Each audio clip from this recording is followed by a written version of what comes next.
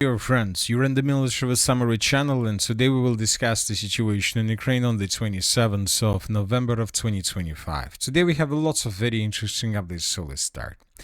Today, the ultimatum that was issued by the President of the United States of America, Donald Trump, to Ukraine, to Zelensky personally, expires. So everybody is waiting for a reply from the President of Ukraine, Zelensky, whether he's going to accept the 28-point plan, probably its original version, or not. It's already the evening of the 27th of November of 2025, and we still haven't received anything from the President of Ukraine, Zelensky. Another important thing that this evening right now, while I'm making this video, the President of the Russian Federation is making his statements about Ukraine, about the future, about 28-point plan provided by the President of the United States of America. We will not discuss these statements right now because he is still continue saying lots of things about Ukraine. We will discuss his statements tomorrow during the next video, but the statements telling the truth are very strong, very powerful, and it seems that Putin made a reply instead of Zelensky about the 28-point plan. And the most important idea of the statements of the President of the Russian Federation, that Russia will never start negotiations, will never start talks with the President of Ukraine, Zelensky, because he is not a legal President of Ukraine. But the Russians stated that if Ukraine remove their forces from the territory of Donbass, Russia will stop fighting. If they don't do this, Russia will do this with military means. So let's continue. And the most important thing is that the United States of America are trying to convince Zelensky to stop the war, to accept the reality. You are losing. At a meeting in Kyiv last week, U.S. Army Secretary Driscoll warned Kyiv of a likely defeat on the front. According to the sources from NBS News, he stated that the situation for Ukrainian troops is critical and that Russia is increasing the scale and pace of airstrikes, maintaining the capability to conduct combat operations indefinitely. So the situation for Ukraine is very difficult. The truth is very hard. This is a hard truth for Zelensky, but we see that the Ukrainian authorities, the Western authorities, are trying to ignore the reality on the ground. It seems that they know something that nobody knows, neither the President of the Russian Federation nor the President of the United States of America. Anyway, sooner or later, we will see what exactly the Europeans and Zelensky are thinking about, but as of now, the special military operation continues, and the Russians continue their offensive operation. And for example, during the previous 24 hours, telling the truth, the Russians managed to improve their positions significantly. And it seems that the Russians launched few more offensive operations at the front lines and at the places where the Ukrainians didn't expect, or where the Ukrainians didn't have enough of forces to probably slow down or to stop the Russians. So let's start, and first let's talk about the Zaporozhye direction. During the previous 24 hours, we received huge changes in the area of the city of Huliaipole. So this is the situation by the end of the 27th of November. This is the situation by the end of the, let's start everything from the 23rd of November. So this is most likely a turning point in the battle for Huliaipole, when Ukrainians were completely defeated on the line between the settlements of Zatyshe, Zeleny Gai, Chervone, and Mariupol. And right after the Ukrainians were defeated along this defense line, the Russians began advancing further and further in the western direction, and the Russians were taking more and more territories under their complete control. And this is the situation by the end of the 27th of November. You know that during the previous 24 hours, pro-Ukrainian sources published a very interesting article related to the situation in this area. And the pro-Ukrainian sources are saying that Ukrainians were trying to hold the lines for as long as possible in the area of Zeleny Gai and Chervone, but at some point, the Russians managed to improve their positions in the area of the settlement of Zatyshe, and the Ukrainians from Zeleny Gai and Chervone probably realized that they were about to be encircled by the Russians. And encirclement means lots of things during the special military operation. We saw lots of violence, and obviously there is a reason to be afraid of being encircled from the Ukrainian side and from the Russian side as well. So that is why, according to this article, the units of the 102nd Territory Defense Brigade or Battalion were forced and made a decision to fall back from this area without any order from, let's say, Ukrainian military commanders. So Ukrainians at some point decided to escape Zeleny Gai and to quit the city of Chervone without any permission from Syrsky headquarters. So they left their positions. without showing any resistance to the armed force of the Russian Federation. And due to the fact that they left their positions, they managed to escape probably this cauldron, but the Ukrainians from the city of Huliaipole haven't managed to prepare the next defense layer with the purpose to slow down the Russians. Of course, the Russians use that advantageous situation and they continue advancing right behind the Ukrainian forces that were retreating. And as a result of this situation, the Russians, without almost any resistance from the Ukrainian side, managed to enter the southeastern and the eastern parts of the city of Huliaipole. And currently the clashes are taking already in the city limits. Furthermore, starting on the 27th of November of 2025, the Russians began spreading information among different Telegram channels and different social networks, suggesting and proposing Ukrainians from the city of Huliaipole to surrender. The Russians are saying that the defense layer was broken by the Russians, that you will not be able to hold their positions, and most likely you will not be able even to survive during the battle for the city of Huliaipole. So that is why the Russians suggest Ukrainians to surrender or to run. So the Russians, it's very interesting very interesting position. The Russians are not suggesting only to surrender, they suggest to run if you don't want to surrender. You can do the same thing that the units of Zelený Gай and Chervone did several days ago. So more and more talks about the situation in this area, more and more evidences and proofs that most likely Russia will be able to capture the city of Huliaipole without probably any resistance from the Ukrainian side.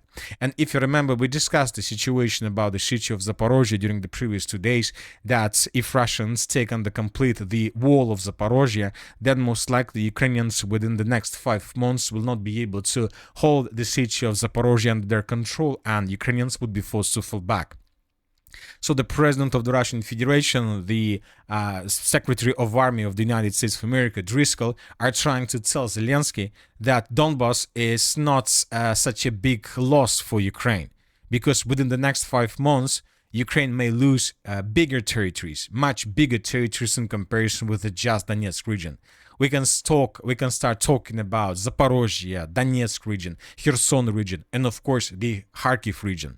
All these territories could fall in Russia's hands in coming 5-6 months if Zelensky doesn't accept the proposal today. But he still hasn't accepted this, and this is the main point. Another important thing is that the Russians began testing Ukrainian defense along the Zaporozhye wall. Currently, the clashes are already taking place around the settlement of Dobropolye, Varvarovka. The Russians, as you can see, are advancing in this direction as well. During the previous 24 hours, the Russians, as you can see, managed to improve their position significantly. This information, as you can see, was confirmed by pro-Russian sources and by neutral mappers. Furthermore, the Russians continue improving their positions on the line between the settlements of Pokrovsk and Velika Mikhailovka. Additional changes on the ground were recorded in this area as well. So as we can see, the Russians are about to begin offensive operation towards the village by the name of Kolymytsy. This is a small village on the Ukrainian side of the river of Volcha, which most likely the Russians will be able to capture without any resistance or without huge resistance from the Ukrainian side. And this is going to be a first village on the Ukrainian side of the river of Volcha, on this part of the front line, of the Dnipropetrovsk front line. Now let's move further and let's discuss the situation in the Pokrovsk direction. During the previous 24 hours or even 48 hours, we received lots of very interesting updates from this territory. First, let's compare the map between the dates. So this is the situation by the end of the 26th of November of 2025, and if you remember, according to different sources, mainly pro-Russian sources, we adjusted the territory in this region back in Ukrainian favor. We are talking about the territory between the city of Pokrovsk and the settlement of Kotlina, so these fields were recolored under complete control of the armed forces of Ukraine. Furthermore, we recolored the most northern part of the city of Pokrovsk under control of the armed forces of Ukraine as well, and we made some changes in the area along TO 515 road. Some territories were colored back under control of Ukraine, and some territories were marked as a gray zone. But today, more precisely during the previous 24 hours, we got additional changes, but this time we got changes back in Russian favor, and this time with geolocations and videos. For example, pro-Russian sources published this video where we can see how Russians were advancing in the fields between the settlements of Pokrovsk and Kotlina. We can see how the armed forces of the Russian Federation were advancing, trying to capture additional 2 lines in this direction. And based on this video, we adjusted the map. So this is the situation by the end of the 26th, and this is the situation by the end of the 27th. Furthermore, we received a very important video from the settlement of Grishina. So in this video that was published by pro-Ukrainian sources, we can see how Ukrainians were bombing and attacking positions of the armed forces of the Russian Federation on the territory of the southeastern part of the settlement of Grishina. So this video confirms that Russians most likely have strong control over this spot. Based on this video and based on the reports that were published by different pro-Russian sources and neutral mappers, we adjusted the map by coloring this corridor under control of the armed forces of the Russian Federation. Furthermore, it seems that Russians continue advancing, and most likely they will continue offensive operation on the territory of Grishina. So this is a very important video that was published during the previous 24 hours. So we haven't seen this cluster bomb for a very long period of time. As you can see in this video, we can see how Russians were bombing positions of the armed forces of Ukraine along the central street in the territory of the city of Grishina with cluster bombs RBK 500. So once again, this is the moment when the Russians attacked positions of the armed forces of Ukraine, which means this is a cluster munition, which means that Russians most likely will continue advancing in this direction with the purpose to establish complete control and to improve their positions in the southeastern and the southern parts of the settlement of Grishina. So the Russians are trying to get the Olympiyskaya street, let's say, from behind. This will allow the Russians to cut the logistic in these fields and to cut any possibilities for the armed forces of Ukraine for the evacuation. Another important adjustment is coming from the road TO515. If you remember, just yesterday we colored this territory as a gray zone because several pro-Russian sources stated that as a result of counter-offensive operation, the Ukrainians managed to restore control over these territories. But today we got this video published by pro-Ukrainian sources, and here we can see how Ukrainians were attacking and FPV droning positions and soldiers of the armed forces of the Russian Federation across TO515 road, right exactly in the area of the Zaporozhskaya street. So all these episodes during this video took place exactly in this area. So based on this video, we came to the conclusion that most likely this is not a gray zone. Most likely there are positions of the armed forces of the Russian Federation, and now the Russians are trying just to make these positions stronger and better. At the same time, the Russians continued their offensive operation in the city of Mirnograd. During the previous 24 hours, the Russians improved their positions in the most southern part of the cauldron. Russians finished the battle for the southern part of the city of Mirnograd, and Russians captured several strongholds along the railways in the direction of the city itself. Furthermore, the Russians improved their positions in the area of the Centralnaya mine. So this is the most important part. This is the final and the last important part of the city of Mirnograd. This is the last citadel of the city of Mirnograd. This is the industrial zone with mine, with terracon, with elevation, with a strategical position.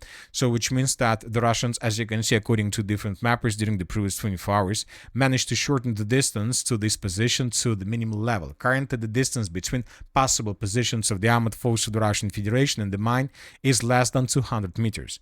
But another important thing that I would like to point to attention is the video that was published yesterday.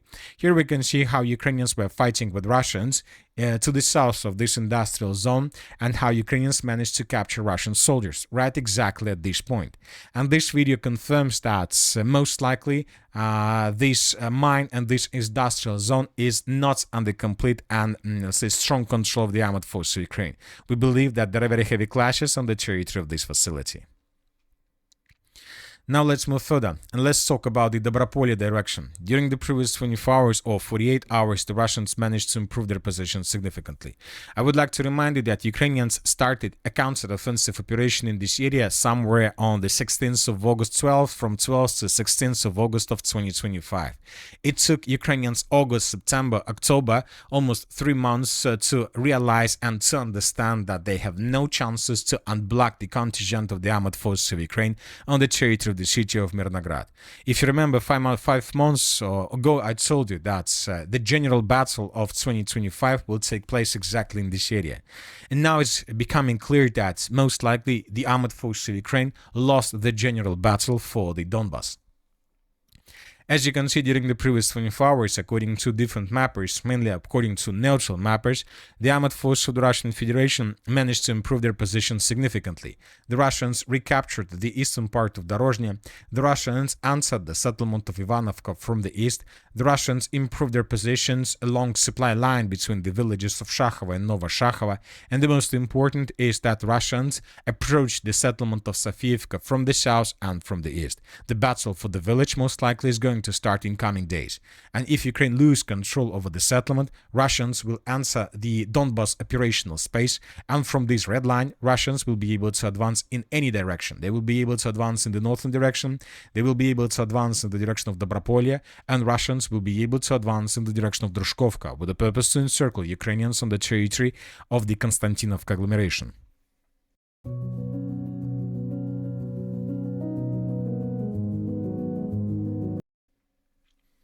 As for the city of Konstantinovka, the most important updates are coming from the Kliban-Bytsky foothold.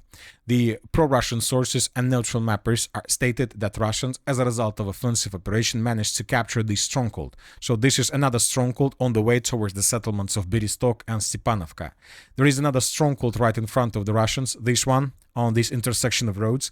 And when Russians capture this stronghold along N20 road, then Russians will be able to begin offensive in the direction of Stepanovka from behind, and Russians will be able to begin offensive towards the settlement of Berestok or towards the southwestern part of the Konstantinovka agglomeration.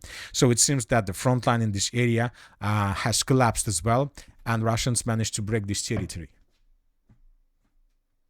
Now let's move further and let's talk about the Slaviansk direction. You know that this territory, this direction, this front line, we used to call as the Siversk direction or the Liman direction, but I believe that starting on the 27th of November, it's more correct to call this territory as the Slaviansk direction.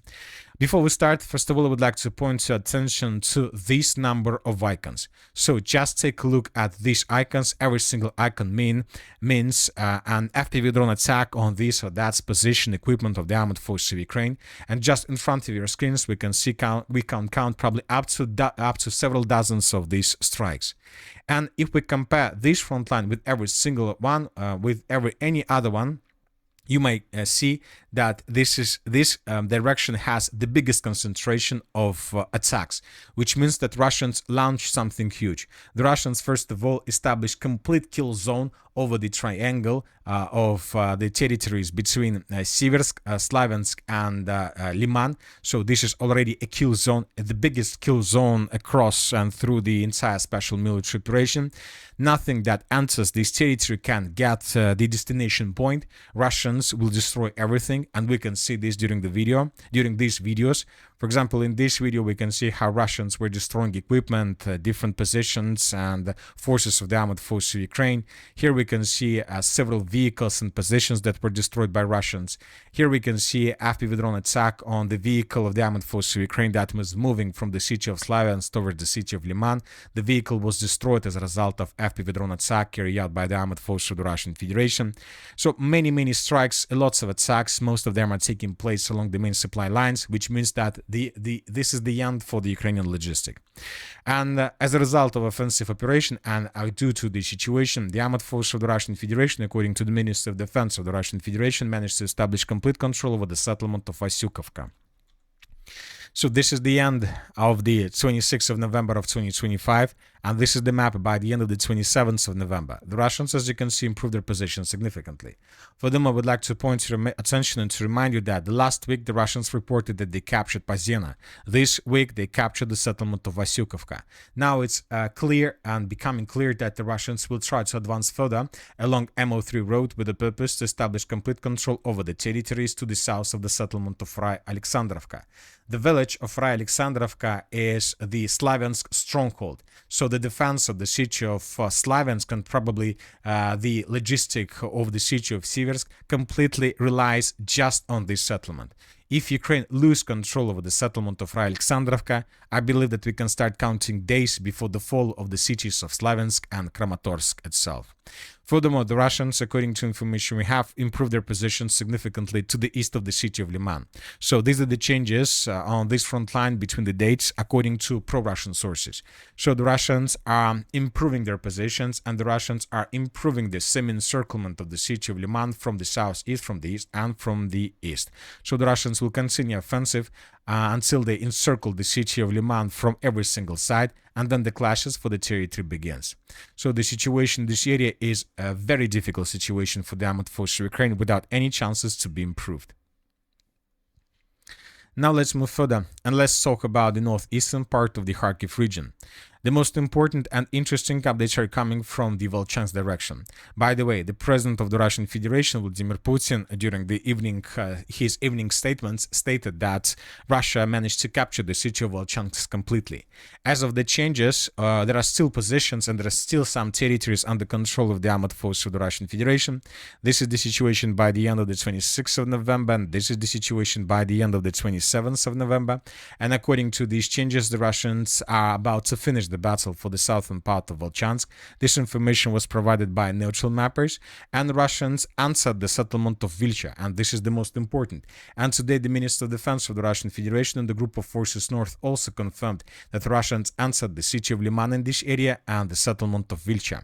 So furthermore, the Russians continue bombing and attacking the settlement of Vilcha, and telling the truth, I'm not sure whether the Ukrainians are able to hold their positions for a very long period of time. Most likely the Russians will be able to pass through the settlement of Vilcha, answer the Kharkiv operational space, and then the Bily Kolodys offensive operation will begin. And that's it for today. Military Summary channel reminds to condemn any violence in the world. Thank you for watching. Subscribe to my channel, put your likes, join my Patreon, and have a good day. Bye-bye.